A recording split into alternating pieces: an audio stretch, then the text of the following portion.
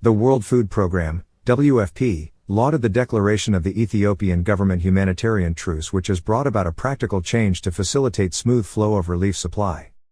WFP representative and country director for Ethiopia Gov't said WFP is exerting maximum efforts to supply humanitarian aid in both drought and conflict areas, jointly with the Ethiopian government and other partners. Just to tell you, I have seen since I arrived convoys of 20-something trucks, convoys of 60 trucks, of 80 more trucks, of 90 more trucks. 2 days before we delivered 130 trucks. We have in preparation convoys of up to 200 trucks.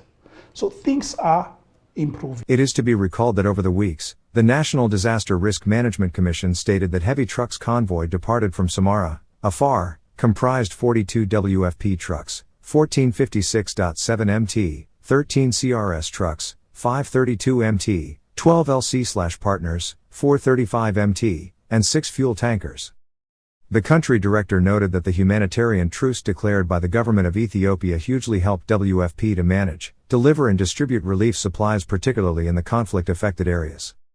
A research report by Professor Ann Fitzgerald on internally displaced persons, IDPs, however, said that crossed from Tigray into Amhara region, all the civilian respondents felt that no matter how much aid flowed into the Tigray regional state, priority would always be given to the TPLF leaders, some selected TPLF-linked businessmen, who were given some of the staples, like oil, to sell in their shops, and the fighters.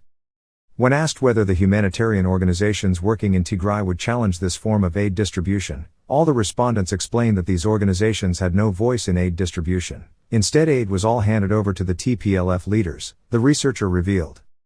WFP representative and country director, however, warned that humanitarian supplies in Ethiopia would run short of stock unless the program receives additional resources from donors by July and August. For now, we do have a certain level of resource on WFP side to be able to deliver and provide assistance in the areas where we do have responsibility. But comes July, let me be honest, we will run short of food.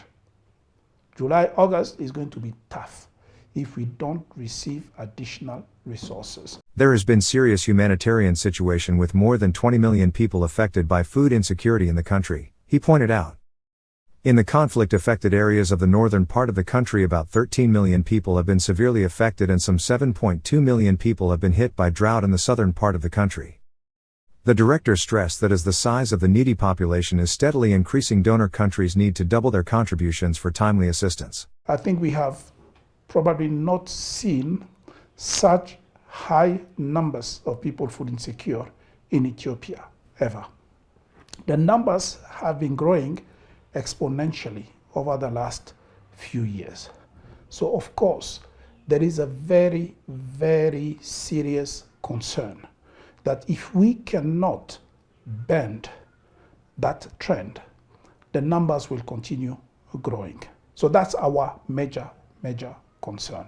And that's why the delivery of timely assistance is really, really crucial. Noting that donors had committed to redoubling their contributions, the country director underlined that a timely and enhanced humanitarian supply is vital at this crucial moment in Ethiopia. Explaining the restraint of the humanitarian supplies to the needy people in Ethiopia, he revealed that WFP has been forced to reduce the rations for cereals for the refugees. Meanwhile, the government communications service stated that the federal government has been facilitating humanitarian access to citizens under difficult situations in keeping with the promise it made. The government also called on the international community to pressurize the group to return the 1,025 heavy trucks that entered Tigray with humanitarian aid and urged the invading force to refrain from spreading propaganda.